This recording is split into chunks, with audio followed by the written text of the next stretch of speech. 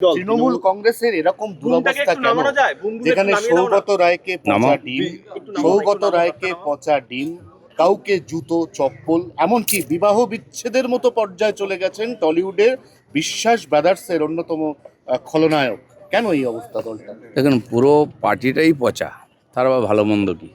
অনেকে আবার ভাগাভাগি করছেন, গুইয়ের এপিট ওপিট, তো যেদিকে যান গুই হবে সেরকম টিএমসিটা কিছু ধান্দাবাজ লোক সুবিধার জন্য এসেছিল, এর জন্য পুরো দায়ী সিপিএম।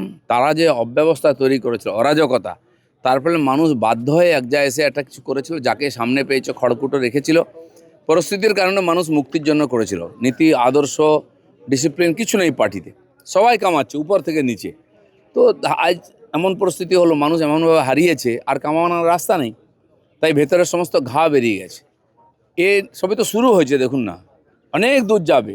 আমরা যারা বলেছিলাম যদুবংশ নষ্ট হয়েছিল এভাবে, মুসল পর্ব এই সময় শুরু হয়েছে। দেখুন কে কাকে মারছে। যদুবংশের মুসল পর্বেতে পরস্পরকে খুন করে পুরো বংশ ধ্বংস হয়েছিল, ঠিক টিএমসি তাই হবে। যত গুন্ডা, বদমাশ, সমাজবিরোধী, ক্রিমিনাল, অ্যান্টি সোশ্যাল, তারা হয়ে গেছে নেতা।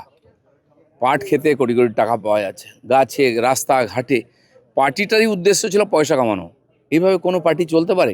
এই 15 বছর পশ্চিমবাংলার যা ক্ষতি হয়ে গেছে, সেটা সবাইকে মিলে ঠিক করতে হবে। আমাদের বাংলাকে আমাদের মতো গড়তে হবে।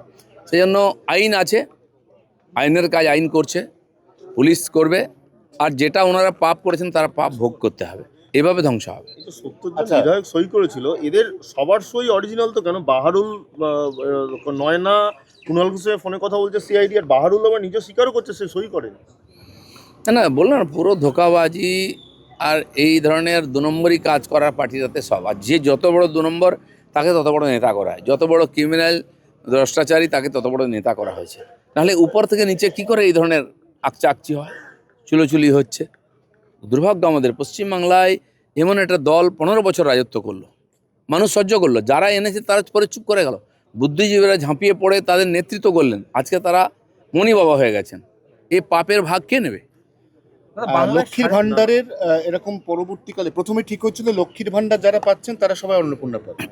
পরবর্তীকালে যখন স্ক্রুটিনি রিভিউ হলো, তখন দেখা গেল 30 লক্ষ এরকম মহিলা বা পুরুষ তারা লক্ষ্মীর ভান্ডার পাচ্ছিলেন, যারা প্রত্যেকে আইদার ডিলিমিটেড, অথবা তাদের প্রত্যেকের ট্রাইব্যুনালের নাম ছিল তারা অ্যাটেন্ড করেননি, অথবা তাদের সবাই সিএএ অ্যাপ্লিকেন্ট। শুনুন, লক্ষ্মী ভাণ্ডার বা অন্নপূর্ণা যোজনার ব্যাপার নয়। ভারতবর্ষের কেন্দ্র রাজ্য সরকার যা যা সুবিধা দেন নাগরিকদের, সেটা পেলে প্রথম কন্ডিশন হচ্ছে তাকে ভারতের নাগরিক হতে হবে। যারা নাগরিকত্ব পাননি, হারিয়েছেন, এই ধরনের লোক যারা আছেন, কেবল উদ্বাস্তু হিন্দু যারা বাংলাদেশ থেকে এসছেন, পাকিস্তান থেকে, তাদের জন্য সিএ আছে, তারা রেজিস্ট্রি করুন, তারা পাবেন। এছাড়া যারা যত অনাগরিক, সবাই সমস্ত সুবিধা থেকে বঞ্চিত হবেন, সুতরাং এই দেশ থেকে বিতাড়িত হবেন। সেটা শুরু হয়ে গেছে। বাংলায় 650 কোটি টাকার বিনিয়োগ করছে আমূল, এবং দুগ্ধ শিল্পের উন্নয়নের জন্য মূলত এই বিনিয়োগটা করা হচ্ছে। বিজেপি সরকার আপনারই দপ্তর। না, দেখুন, সমস্ত প্রাইভেট কোম্পানি আমার কাছে আসছে ফোন, দুবাই থেকে, লন্ডন থেকে, সিঙ্গাপুর থেকে। এইখান থেকে তারা ব্যবসা শিখে গেছেন, অন্য জায়গায় ব্যবসা করছেন সফলভাবে। এদের অত্যাচারে পালিয়ে গেছেন দিল্লি থেকে, মুম্বাই থেকে, সব জায়গাতে তারা এখানে এসে করতে চান। আমি বললাম যে আমরা একটু সরকারটা ঠিক করে নিই, আপনাদের কাজ করার অনুকূলতা তৈরি করি, বেঙ্গল সামিটও হয়, এর ব্যবস্থাও হবে। ততদিনে যাতে আপনাদের দেশে আবার ধাক্কা খেতে না হয়, এরকম পরিবেশ তৈরি করবো আমার প্রশাসনিক। তারপরে আপনারা আসবেন।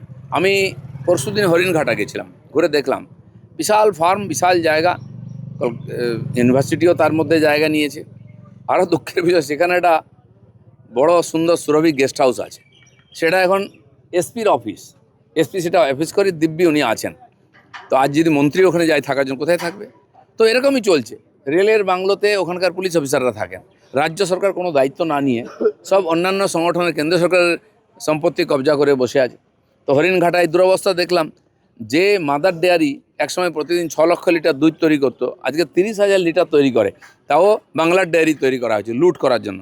এক একটা সংস্থাকে 2-3টে ভাগ করে দেওয়া হয়েছে, লোক ঢোকানো, পয়সা নেওয়া আর লুটপাট করার জন্য। কারা করেছে? মন্ত্রীরা করেছে, ওদের লোকেরা করেছে। সব জায়গায় মাথায় একজন করে নেতাকে বসানো হয়েছিল। আমাদের এগ্রো মার্কেটিং আছে, সেখানে কেষ্টবাবু ছিলেন প্রেসিডেন্ট না চেয়ারম্যান, কোনোদিন আসেননি, কোনো খালি লুট করা। তো এইগুলো লুটের রাজত্ব চলে, সেটা বন্ধ হবে, তারপরে সমাধান হবে। বিশাল জায়গা, সম্ভাবনা আছে, সেটাকে আমি সংশোধন করব। বহু ফুটো ফাটা আছে, এখনও লুট চলছে, অফিসাররা নেতারা মিলিত হবে, কেউ ওখানে ভদ্রলোক নাই, আর কাউকে ছাড়া হবে না। হ্যাঁ, এবারে ডায়মন্ড হারবার মডেল অভিষেক বন্দ্যোপাধ্যায়ের একজন তো ঢুকে গেছেন, দিলীপ মণ্ডল, তার তো 21 তারিখ পর্যন্ত যা হবে। আর দ্বিতীয় হচ্ছে আপনার এখনো পুষ্পা পলাতক, দেখুন, রক্ষা কবচ উঠে গেছে। ডাল ছাঁটা শুরু হয়েছে, গাছ পর্যন্ত যাবে, সময় তো লাগবে। এত বড় অনাচার হয়েছে, এত লোক দোষী। আপনি প্রত্যেকটি পঞ্চায়েত সদস্য, মিউনিসিপ্যালিটি কর্পোরেশনের যারা আছেন, এই কাউন্সিলর, চেয়ারম্যান, আপনি ভাবুন তো কত হাজার লোক হবে, লক্ষ লক্ষ লোক, এরা সবাই অপরাধের সঙ্গে যুক্ত, মন্ত্রী, এমএলএ, এমপি, মুখ্যমন্ত্রীর পরিবার পর্যন্ত। তো এটা যদি আমরা আইনি ব্যবস্থা নিই, লম্বা প্রসেস চলবে, কিন্তু এর মানে এই নয় যে ছাড় পেয়ে যাবে বা করা হবে না। টিএমসি যে চক্রান্ত করেছিল এসআইআরকে ঘেঁটে দেওয়ার জন্য, এইটার বিরোধিতা করেছিল, এখনও চেষ্টা হচ্ছে কোথাও কোথাও। এই যে বহু লোককে ঢুকিয়ে দেওয়া হয়েছে পঞ্চায়েত থেকে পুরসভায়, তারা বেতন পায় না, পয়সা নেওয়া হয়েছে, তারা এখন আন্দোলন শুরু করেছে। তাদের কোনো অথরিটি নেই ওখানে, নেতা ঢুকিয়ে দিয়েছে। একটা প্রকল্পের টাকা, একজনের টাকা 3 জন পেত, এখন এগুলো রিভিউ হবে। বেআইনিভাবে নিয়ম না মেনে ঢুকে থাকলে তার তো কোনো সুযোগ নেই ওখানে। দাদা, অবশেষে বাঁকড়া মসজিদ তা কিন্তু সরছে, এবং এতদিন সময় লেগে গেল একটা মসজিদ সরতে, আন্তর্জাতিক ক্ষেত্রে একটা বিশাল বড়। দেখুন, মসজিদ তৈরি কেন হয়েছিল এই প্রশ্ন তো ওখানে আছে, সরানো তো পরের কথা। বেআইনিভাবে যা কিছু হয়েছে সব সরবে, নিজেরা সরিয়ে নিন, নাহলে সরকার বাধ্য হবে করতে। সেখানে যারা এই ধরনের সুযোগ দিয়েছে, আজকে মুসলমান সমাজকে তাদের জন্য কি করেছেন, রাস্তায় নামাজ পড়ার ব্যবস্থা করেছেন, সরকারি জায়গা ঘিরে কবরস্থান। আরে বেঁচে থাকবে কী করে ঠিক করে, মরে গেলে কোথায় পুঁতবে তো পরের কথা, মরার চিন্তা কেন? বেঁচে কী করে থাকবে? ছেলেপুলেরা পড়াশোনা করবে কী করে? তার ছেলেপুলে ডাক্তার, ইঞ্জিনিয়ার, উকিল, মাস্টার হওয়ার দরকার নেই? মুসলিম সমাজ কেবল ভোটার হয়ে থাকবে, তাও বাংলাদেশি ভোটার অর্ধেক। এইভাবে মুসলমানদেরকে বোকা বানানো হয়েছে। আমি বলছি পশ্চিমবাংলাটা আপনাদেরও, আপনার পূর্বপুরুষ এখানে ছিল, আপনারা পশ্চিমবঙ্গ নির্মাণের জন্য হাত লাগানো উচিত। সব অধিকার আপনার থাকবে, কিন্তু বিদেশি হলে চলবে না, বাংলাদেশি হলে চলবে না। বিধানসভার মতো জায়গায় যেখানে তৃণমূলরা দিচ্ছে, সই দিচ্ছে, সেটা নিয়ে সিআইডি তদন্ত করছে, এর বাড়ি যাচ্ছে। বাহারুল তো বলছে সইটাই নাকি ও করেনি।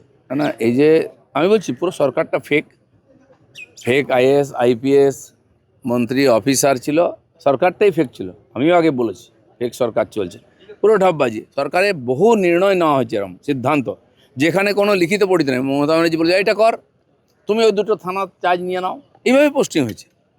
তো এটা তো চলতে পারে না সরকারে, কোথায় বিধিবিধান আছে? এসব ঠিক হবে। দাদা, 386 জন বাংলাদেশিকে রিপোর্ট করা হয়েছে, এবং সেই রিপোর্ট রাজ্য সরকারের হাতে তুলেও দেওয়া হয়েছে। অমিত শাহ বলছেন যে অনুপ্রবেশকারীদের কাছে এটাই শেষ সুযোগ, যদি না যায় তাহলে ব্যবস্থা নেওয়া হবে। ব্যবস্থা মানে কি? এই যে করা হচ্ছে তাদের থাকার ব্যবস্থা, ওখানে মাস মাস পৌঁছতে হবে ওদেরকে, না খেয়ে থাকবে, অসুস্থ হয়ে মরবে সব। কারণ আমরা কোনো দায় নেব না, ভালোই ভালোই চলে যান। যদি পাকিস্তান থেকে 6 লক্ষর বেশি আফগানিস্তানিকে ফেরত হতে পারে একটা মুসলিম দেশ থেকে আরেকটা মুসলিম দেশে, ওই বিশেষ পরিস্থিতি ওরা এসেছিল, এখানে তো অবৈধভাবে এসছে।